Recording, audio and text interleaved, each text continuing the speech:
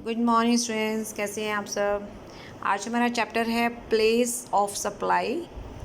तो हम बात करेंगे कि जब भी हम जीएसटी के अकॉर्डिंगली कोई भी गुड्स या सर्विसेज की सप्लाई करते हैं तो प्लेस को कैसे डिटरमाइन करते हैं। बिकॉज़ अगर हमें ये क्लियर नहीं होगा कि सप्लाई ऑफ गुड्स और सर्विसेज का प्लेस किस तरीके से हम निश्चित करेंगे तो फिर हमें ये नहीं आइडिया हो पाएगा कि हम जीएसटी में जो भी टाइप्स हैं जीएसटी के, जैसे सीजीएसटी या एसजीएसटी या आईजीएसटी, वो हम कैसे क्लेम करेंगे, राइट। तो प्लेस का डिसाइड करना बहुत ज़रूरी है, क्योंकि जीएसटी एक डेस्टिनेशन बेस्ड कंजम्पशन टैक्स है, ठीक है।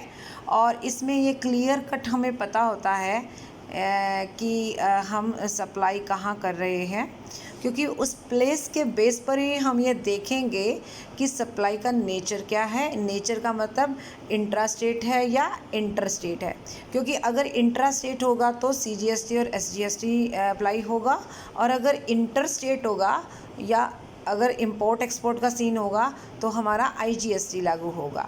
तो जब तक हमें क्लियरली पता नहीं होगा कि प्लेस क्या है, तब तक ना तो हम नेचर का पता लगा पाएंगे और ना ही हम ये पता लगा पाएंगे कि किस तरीके का टैक्स हमने लगाना है, राइट। तो अब आप देख सकते हो कि हमारा जो प्लेस ऑफ सप्लाई पता करने का पर्पस क्या है। एक तो हमें ये क्लियर कट पता लग जाएगा कि हमारा टाइप ऑफ टैक्स क्या होगा। टाइप ऑफ टैक्स मतलब आईजीएसटी लगेगा, सीजीएसटी या एसजीएसटी लगेगा, राइट। और दूसरा हमारा जो मोटिव है वो है determination of nature of supply, मतलब हमारी सप्लाई इंटरस्टेट है या इंट्रास्टेट है, क्योंकि इंटरस्टेट में आईजीएसटी अप्लाई होता है और इंट्रास्टेट में हमारा एसजीएसटी और सीजीएसटी अप्लाई होता है। ये दोनों चीज़ें हमें प्लेस ऑफ सप्लाई से ही क्लियर हो पाएंगी, राइट। अब प्लेस ऑफ सप्लाई से रिलेटेड जो प्रोविज़न्स कुछ 3 भागों में, वैसे तो यहाँ पर क्योंकि गुड्स और सर्विसेज 2 चीज़ें हैं तो हमने क्या किया है, गुड्स के लिए 2 सेक्शन हैं 10 और 11, और सर्विसेज के लिए फिर 2 सेक्शन हैं 12 और 13, ठीक है। यानी कि टोटल 4 पार्ट्स हो गए। तो आप देखोगे कि पहले 2 पार्ट्स में क्या क्या है। पहले 2 पार्ट्स गुड्स से रिलेटेड हैं और नेक्स्ट के 2 पार्ट्स जो हैं वो हमारे सर्विसेज से रिलेटेड हैं। पहले 2 पार्ट्स में देखते हैं सेक्शन 10 में क्या कह रहा है। सेक्शन 10 में कह रहा है कि हम उन गुड्स के बारे में बात करेंगे जिनका इंपोर्ट एक्सपोर्ट नहीं हो रहा, मतलब वो इंडिया की बाउंड्री के अंदर ही उनका प्लेस है कहीं ना कहीं, राइट। और फिर दूसरा जो केस है गुड्स का वो है इंपोर्ट और एक्सपोर्ट का। आई बात समझ में आपको कि अभी हमने क्या किया। In case of goods place of supply के लिए we will go in 2 sections, section 10 and section 11. section 10 is related to those goods या those supply of goods which are not imported or exported, यानी वो India के अंदर ही उसका लेना देना यानी सप्लाई हो रहा है। सेक्शन 11 में हम उन्हीं गुड्स की बात करेंगे जिनका इम्पोर्ट एक्सपोर्ट हो रहा है, ठीक है। और 12 और 13 में फिर है हमारा क्या, सर्विसेज के बारे में। इसमें हमने देखा प्लेस ऑफ सर्विसेज, जो सप्लाई ऑफ सर्विसेज है वो हम यहाँ देखेंगे कि लोकेशन ऑफ सप्लायर और रिसिपिएंट जो है वो इंडिया के अंदर का है, यानी कि दोनों पर्सन इंडिया में रहते हैं, ठीक है। मतलब जो सप्लाई ले रहा है और जो सप्लाई दे रहा है दोनों ही पर्सन इंडिया से रिलेटेड हैं। यहाँ पर दोनों की लोकेशन इंडिया के बाहर की है, ठीक है। तो अभी हम आज के इस वीडियो में सिर्फ पहले दोनों सेक्शन को क्लियर करने वाले हैं। चलिए हम स्टार्ट करते हैं सेक्शन 10 से। सेक्शन 10 हमें क्या कह रहा है कि हमें चेक करना है उन गुड्स की प्लेस ऑफ सप्लाई जो इम्पोर्टेड या एक्सपोर्टेड नहीं है, राइट। चलिए अब हम यहाँ पे कुछ पॉइंट्स डिस्कस करेंगे। आप इस डायग्राम से चेक कर सकते हैं।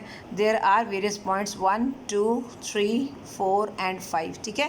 ये सब के सेक्शंस आपको नीचे दे रखे हैं, जैसे क्योंकि मेन सेक्शन हमारा सेक्शन 10 है ना, 10 का फर्स्ट पार्ट है, तो यहाँ पे फर्स्ट पार्ट का भी ए हो गया, फिर बी है, फिर सी है, फिर डी है। इस तरीके से आप इनको डिफ्रेंशिएट कर सकते हो। अभी फर्स्ट पार्ट क्या कहता है, ऐसा केस जब सप्लाई में गुड्स की मूवमेंट होती है, ठीक है। अब मूवमेंट का मतलब क्या है, एग्जाम्पल लेते हैं।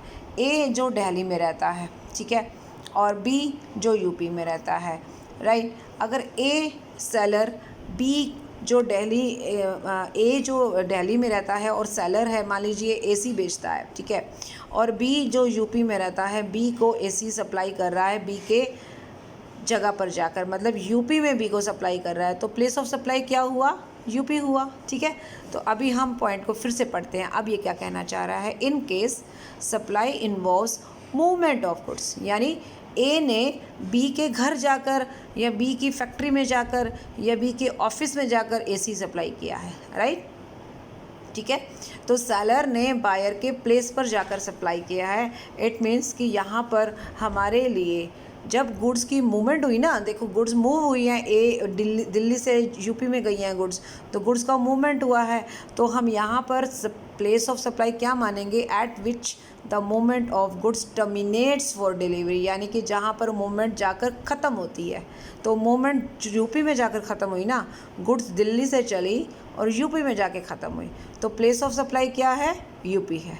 अभी बहुत सिंपल लग रहा है आपको, इसमें तो कोई मुश्किल ही नहीं है, क्योंकि ए ने बी को सप्लाई किया है, कहाँ किया है, बी के घर जाकर किया है, बी के ऑफिस जाकर किया है, यानी कि गुड्स की मूवमेंट बी के घर या ऑफिस जाकर ख़त्म होती है। तो पहला केस क्लियर हो गया हमारा। आप दूसरे केस में आ जाते हैं। बड़े छोटे छोटे एग्जाम्पल हैं, आप इसको चाहो तो कैसे भी एग्जाम्पल सेट कर सकते हो, बस आपको मूवमेंट करके दिखाना है, ठीक है। Okay, next point is in case supply of goods on the direction of a third person. अभी क्या है, इसको मैंने एक छोटा सा एग्जाम्पल यहाँ ले रखा है। देखिए, पहले मैं आपको एग्जाम्पल क्लियर करूँगी एंड देन आपको अंदर की सारी बात ऑटोमेटिकली क्लियर हो जाएगी, फिर आपको रटा मारने की ज़रूरत नहीं है। ए जो कि सेलर है, ठीक है, दिल्ली में वो रहता है, ओके। ए को बी से ऑर्डर मिला, ए को बी से ऑर्डर मिला कि आप कुछ बुक्स सप्लाई कर दो सी को।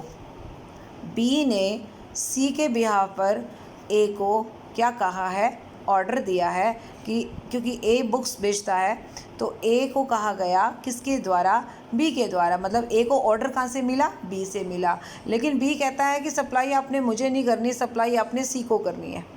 अब देखो, ए से ऑर्डर किसको मिला, बी को मिला, यानी कि जो बिल बनेगा वो बी के नाम का बनेगा, राइट। सप्लाई है सी की, यानी जो शिपिंग होगी वो सी के पास होगी। अभी आप चेक कर सकते हो फर्स्ट पर्सन यहाँ पे कौन है, बिलिंग किसके नाम पे है, ए के नाम पे है, सॉरी बी के नाम पे है, ठीक है। ए तो हो गया ना हमारा सेलर हो गया, बिलिंग किसके नाम पे है, बी के नाम पे, लेकिन शिपिंग किसके नाम पे है, सेकंड पर्सन। सेकंड पर्सन कौन है यहाँ पे, सी है, ठीक है। अभी यहाँ फर्स्ट पर्सन हमारा असली बायर तो फर्स्ट पर्सन है, और सेकंड पर्सन जो है जिसके लिए हम डिलीवरी ले रहे हैं, राइट, जिसके लिए हम ऑर्डर दे रहे हैं। अभी यहाँ जो मैंने फर्स्ट पर्सन जिसको बोला ना, उसको एक्चुअली आपको थर्ड पर्सन मानना पड़ेगा। अब आप कहोगे ये क्या चक्कर है, ये इसलिए है क्योंकि एक पर्सन ने यानी कि बी ने सी के बिहाफ पर ए को ऑर्डर दिया है, तो जब भी फाइनल सप्लाई होगी वो बी के प्लेस पर नहीं होगी, वो सी के प्लेस पर होगी। लेकिन जिसने ऑर्डर दिया है ना, यानी कि जो प्रिंसिपल जो मेन पर्सन था, उसको हम यहाँ थर्ड पर्सन कहते हैं। सप्लाई सी को हो रही है, किसके कहने पे हो रही है, बी के कहने पे हो रही है। जिसके कहने पर हो रही है, जिसके नाम पर बिलिंग हो रही है, उसको यहाँ थर्ड पर्सन का नाम दिया गया है। ये फर्स्ट और सेकंड तो मैंने आपको सिर्फ समझाने के लिए लिखे हैं, इसको आपने एक्चुअली फर्स्ट और सेकंड नहीं लिखना नहीं है, ये जस्ट आपको समझाने के लिए है। असल में according to this point supply of goods on the direction of a third person. अब यहाँ डायरेक्शन कौन दे रहा है, बी दे रहा है, किसको दे रहा है, ए को दे रहा है, किसके लिए दे रहा है, सी के लिए दे रहा है। तो b is the person who is giving the directions to a. तो जिसकी डायरेक्शन पे होता है उसको थर्ड पर्सन का नाम दिया जाता है, और उसका जो प्लेस होता है ना, अब मान लीजिए बी कहाँ रह रहा है, बी हमारा यूपी में रह रहा है, थोड़ा सा कट रहा है यहाँ पे, बी यूपी में रह रहा है और सी जो है वो राजस्थान में रह रहा है। फिर से बता रही हूँ, ए सेलर दिल्ली में रह रहा है, बी से ऑर्डर मिला, बी यूपी में रह रहा है, सी राजस्थान में रह रहा है। बी ने कहा आप बिल मेरे नाम पे बनाओ, लेकिन माल आपने सी को सप्लाई करना है। सी कौन है, जिसके नाम पे शिपिंग हुई है। सी कहाँ रह रहा है, राजस्थान में रह रहा है। अब मैं आपको बताती हूँ, यहाँ ट्रांजैक्शन हुए दो, एक हुआ ए और बी के बीच में बिलिंग का, फिर हुआ ए बी और सी के बीच में। क्या, क्योंकि एक्चुअली क्या है यहाँ पर, मे बी सी का या तो एजेंट है, या फिर ये हो सकता है कि सी ने बी को ऑर्डर दिया हो कुछ सामान का, बी ने आगे ऑर्डर दिया ए को, और बी ने ये कह दिया कि भाई ए, तुम अपना सामान मेरे पास पहुंचाने की बजाय डायरेक्टली सी के पास ही पहुंचा दो, मैं अपने आप उससे, अपने आप मेरा काम है, मैं उससे लेन देन करता रहूँगा, तुम पैसे मुझसे ले लेना। जैसे एक्चुअली होता है बिज़नेस में, यानी उसने लंबा रास्ता नहीं पकड़ा ना कि पहले ए जो है सामान बी को देगा एंड बी फिर सी को देगा। क्यों ना डायरेक्ट ए सामान सी को ही दे दे, पैसा बी से ले ले, ये तो कोई प्रॉब्लम ही नहीं है, ठीक है ना। Now there are two transactions, one is between a and b and second is b between b and c. अब ए सी को अगर माल सप्लाई कर भी रहा है तो सी से कोई पेमेंट थोड़ी ना ले रहा है, पेमेंट तो उसको बी से मिल गई है। अब समझ में आया। अब हम देखेंगे टैक्स कैसे लगेगा, जीएसटी कैसे लगेगा। पहले ट्रांजैक्शन किस किस के बीच में हुआ, ए और बी के बीच में हुआ। ए कहाँ रह रहा है, दिल्ली में रह रहा है, बी कहाँ रह रहा है, यूपी में रह रहा है। इंट्रा स्टेट हो गया या इंटर स्टेट हुआ, इंटर स्टेट हुआ, एक स्टेट से दूसरी स्टेट में हुआ। अब क्योंकि इंटर स्टेट हुआ इसलिए टैक्स कौन सा लगेगा, आईजीएसटी लगेगा, सिंपल। अब दूसरा ट्रांजैक्शन हुआ बी और सी के बीच में, बी रह रहा है यूपी में और सी रह रहा है राजस्थान में, तो यहाँ पे भी कौन सा ट्रांजैक्शन हुआ, क्या ट्रांजैक्शन हुआ, इंटर स्टेट हुआ, तो कौन सा टैक्स लगेगा, आईजीएसटी लगेगा। मान लीजिए बी और सी सेम एरिया में रहते होते, दोनों ही यूपी के होते, तो क्या होता, बी और सी क्योंकि सेम एरिया में रहते हैं इसलिए बी के और सी के बीच में जो ट्रांजैक्शन होता उसके ऊपर कौन सा टैक्स लगता, एसजीएसटी और सीजीएसटी, क्योंकि इंट्रा स्टेट सप्लाई होती। अब क्लियर हो गई ये बात। हमारा सेकंड पॉइंट क्लियर होता है। पहला पॉइंट था सिर्फ आपने मूवमेंट ऑफ गुड्स देखनी है सेलर से बायर को, तो जिस जगह पर सप्लाई जो मूवमेंट है वो ख़त्म होती है वही लोकेशन, वही जो माना जाता है पॉइंट सप्लाई का। दूसरा जो पॉइंट था कि जब सप्लाई किसी पर्सन, थर्ड पर्सन की डायरेक्शन पे की जाती हैं तो थर्ड पर्सन का जो लोकेशन होगा, मतलब now here B is a third person, so B की लोकेशन है यूपी और ए की लोकेशन है दिल्ली। सप्लाई हम यूपी में मानेंगे जबकि एक्चुअली सप्लाई सी को हुई है और वो राजस्थान में रहता है, पर राजस्थान में नहीं मानेंगे, हम लोकेशन बी की ही मानेंगे। और बी की मानने के बाद देखेंगे अगर तो सेम स्टेट है तो इंट्रा, और अगर अलग स्टेट है तो फिर आईजीएसटी लगेगा, ठीक है। चलिए तीसरे क्वेश्चन पे आ जाए। तीसरा केस कह रहा है in case supply does not involve movement of goods. अब इसका मतलब ये है कि भाई ए ने बी को सामान भी बेच दिया, मूवमेंट कुछ हुई नहीं, क्या ऐसा पॉसिबल है? हाँ बिल्कुल पॉसिबल है। आप किसी दुकान पर जाकर जब सामान खरीदते हो तो कहाँ मूवमेंट होती है? मूवमेंट का मतलब यहाँ पर सेलर के द्वारा बायर के पास जाना है। यहाँ सेलर कहाँ बायर के पास गया, यहाँ तो बायर सेलर के पास आया, ठीक है।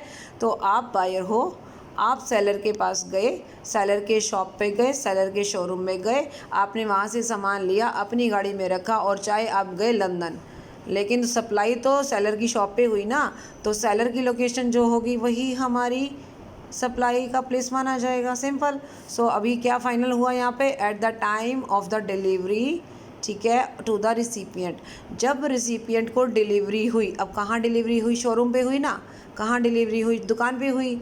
तो दुकान कहाँ है, अगर जिस जगह पे भी हो, अगर आपका घर और दुकान वाले का घर सेम ही स्टेट में है तो इंट्रा स्टेट हुई। मान लीजिए आप अपने ही जो स्टेट के किसी शॉपकीपर से कोई सामान लेते हैं तो इंट्रा स्टेट हुआ।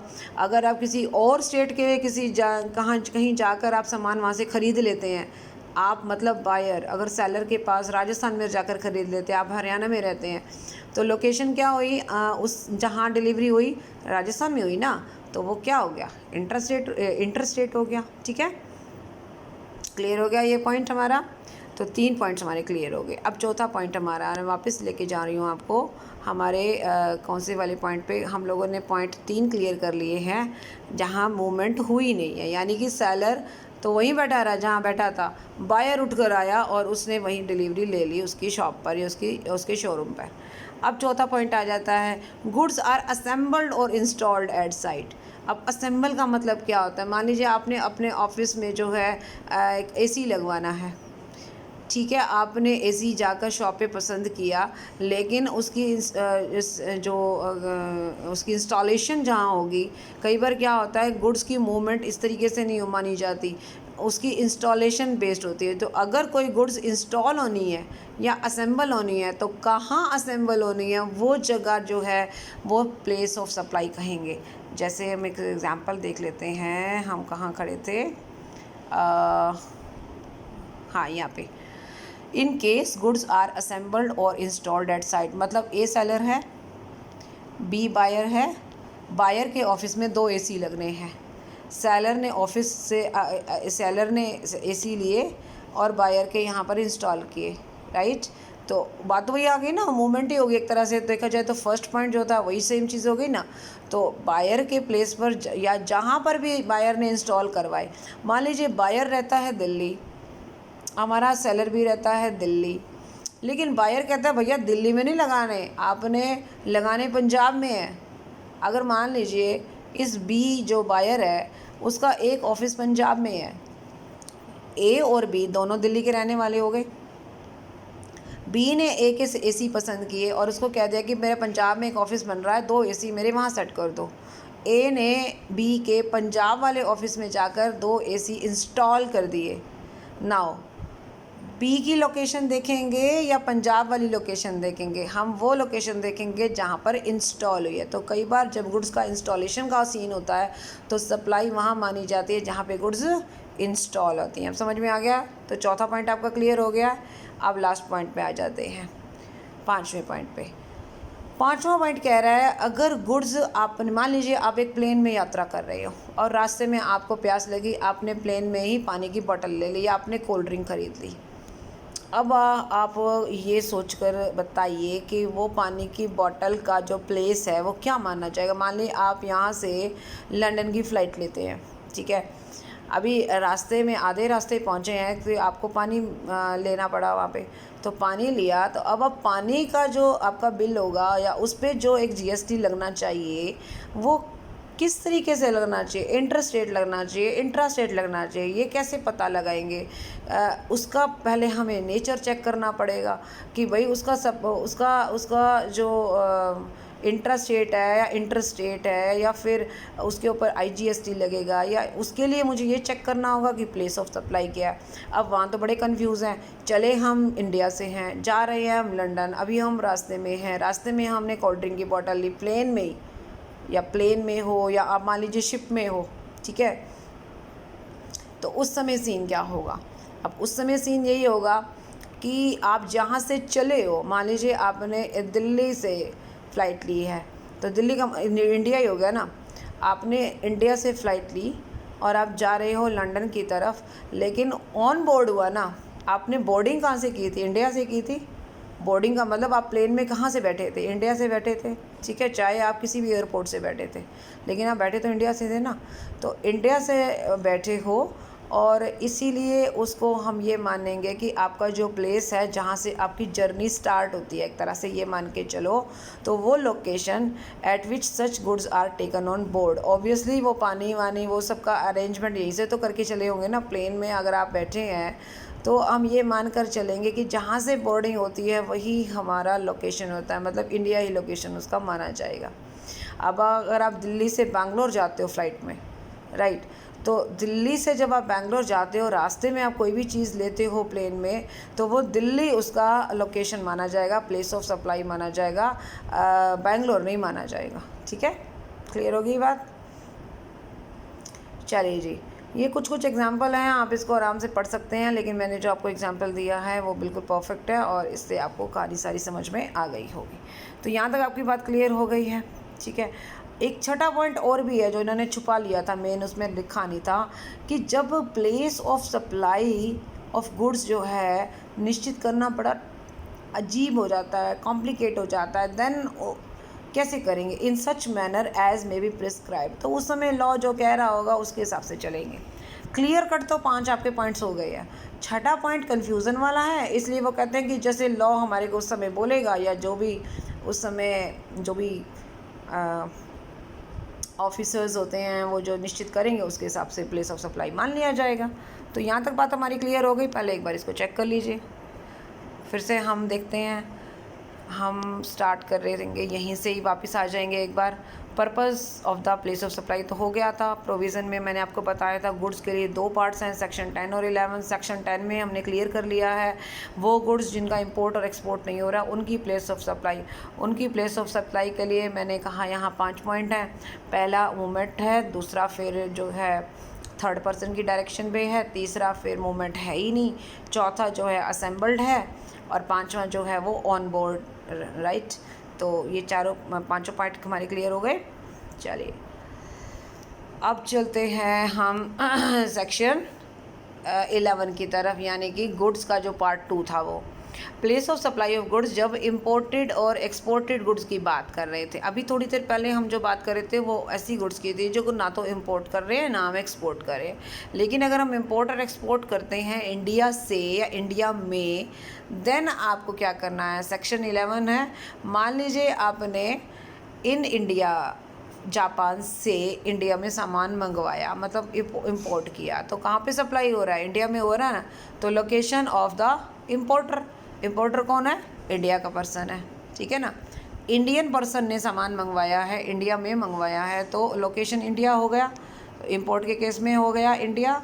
सेकंड, अगर इंडिया से जापान में सामान गया है, इंडिया से जापान में सामान गया है, एक्सपोर्ट हुआ है, किस में एक्सपोर्ट हुआ है, जापान में हुआ है, तो डेस्टिनेशन क्या है, जापान है। इसलिए एक्सपोर्ट के मामले में जिस कंट्री में सामान जाता है वही हमारा प्लेस ऑफ सप्लाई है, यानी place of exporter and place of importer. Importer के इंपोर्ट के केस में प्लेस ऑफ इंपोर्टर और एक्सपोर्ट के केस में प्लेस ऑफ एक्सपोर्टर, ठीक है। तो आपका ये वाला सेक्शन भी कंप्लीट होता है, सेक्शन 11। इसमें बस इतना ही है, इसमें कुछ भी लंबी चौड़ी बात नहीं है। नेक्स्ट वीडियो में हम सेक्शन 12 और 13 के बारे में डिस्कस करेंगे। आई होप आपको सारी पॉइंट्स आज के समझ में आ गए होंगे। Thank you so much, bye, take care.